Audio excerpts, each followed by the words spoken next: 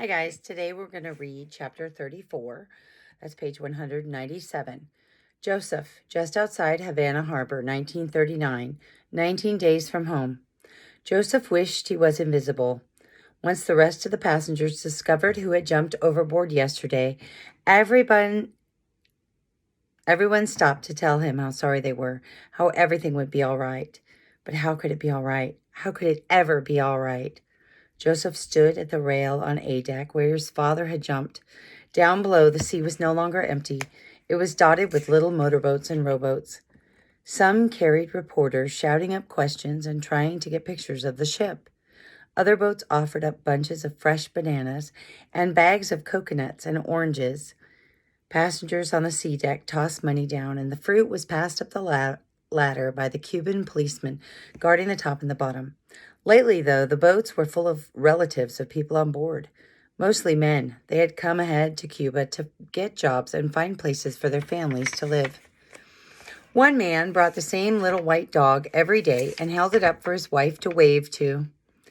The boats with relatives came close enough for their families to yell back and forth a little, but they couldn't get any closer. Thanks to Joseph's father, a handful of Cuban police boats now surrounded the St. Louis.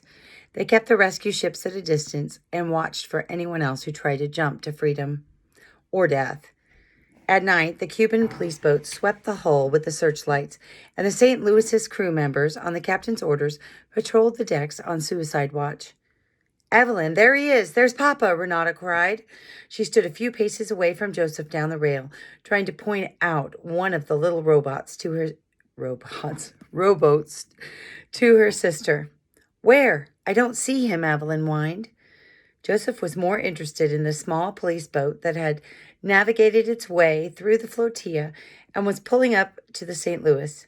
Anytime they had a visitor now, it was cause for conversation, and soon word spread through the ship that the boat had brought the Cuban policeman who had saved Joseph's father. Joseph ran down to fetch his mother and sister, and together they hurried to the social hall, where a group of passengers and crew gathered to give the Cuban policeman a hero's welcome. They parted for the policeman, cheering and slapping him on the back and shaking hands with him as he went. It was the first time he had been back to the ship since jumping overboard to save Joseph's father, and Joseph and his family strained to get a good look at him over the heads of the other passengers. Joseph's mother cried and put a hand to her mouth, and Joseph felt a surge of affection for the policeman. This was the man who had saved his father's life. The policeman seemed genuinely flattered and surprised by all the attention. He was a short, stocky man with olive skin, a wide face, and a thick mustache.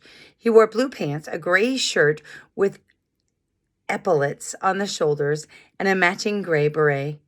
Around his waist was a leather belt with a nightstick and holster hanging from it. His name, they were told, was Mariano Padron. Captain Schroeder arrived to thank Officer Padron on behalf of the passengers and crew. Joseph felt a ripple of tension spread throughout the room. Joseph had seen the captain less and less as the hot days of waiting at anchor dragged on, and he wasn't the only passenger who had noticed. But they were there to celebrate Officer Padron, not badger the captain about why they were still on the ship. The mood became happy again when the policeman was presented with a gift of 150 Reichsmarks that had been collected from grateful passengers. Officer Padron was stunned, and so was Joseph. 150 Reichsmarks was a lot of money, especially for people who might need that money later to pay for visas and entrance fees. Officer Padron tried to refuse the money, but the passengers wouldn't hear of it.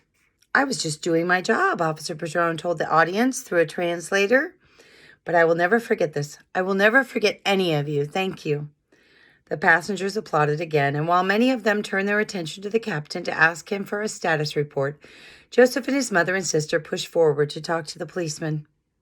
Officer Padron's eyes lit up at the sight of Joseph's mother. He said something in Spanish, and the passenger who had spoken for him in the front of the crowd smiled and translated his words. "Senora, your father was a thief?"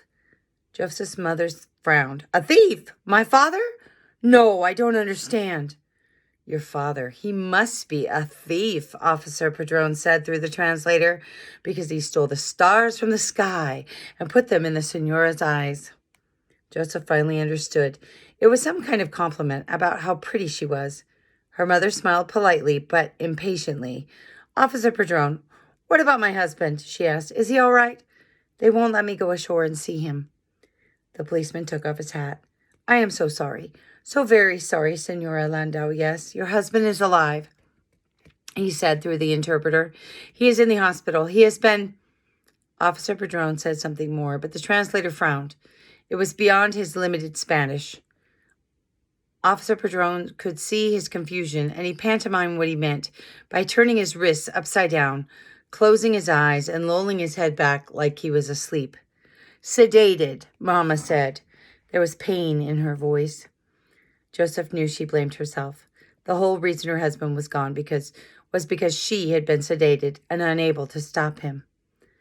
Officer Padron nodded. It's not good, he said through the interpreter, but he will live.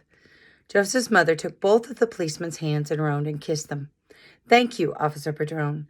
She spoke in German, but the policeman seemed to understand. He blushed and nodded. Then he spied Ruthie, half hidden behind her mother's skirt, and knelt down to her.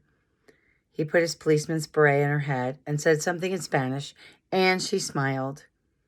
He says, You're the policewoman now, the translator said. He will be the criminal. You must catch him. Officer Padron led Ruthie on a merry chase around the room, Ruthie squealing. Joseph's mother laughed through a sob. It was the first time Joseph had heard her laugh or seen her smile in months. Officer Padron let Ruthie catch him, and he plucked the hat off Ruthie's head and put it on Joseph's head, speaking in Spanish again. He says it's your turn, the translator said. Oh, no, Joseph said. He waved a hand to make sure the policeman understood. He wasn't in the mood for fun and games, and besides, he was too old for that kind of thing. Officer Padron tapped Joseph's chest with the back of his hand, urging him to play. He says he is the passenger, the translator said. Officer Padron raised himself up in a mock anger and spoke in Spanish. You, senor policeman, the translator said. When will we leave the ship? The happy mood suddenly disappeared. Joseph and his family and the translator all looked at each other awkwardly. Officer Padron had only meant to mimic what everyone asked him all the time, but the question made Joseph sag. It felt like they were never getting off the ship. Officer Padron realized his mistake immediately and looked anguished at having brought it up. He nodded in sympathy. Then, in unison, he and Joseph spoke the answer all the Cuban guards always gave. Mañana, which means tomorrow. And I will be reading more for you tomorrow.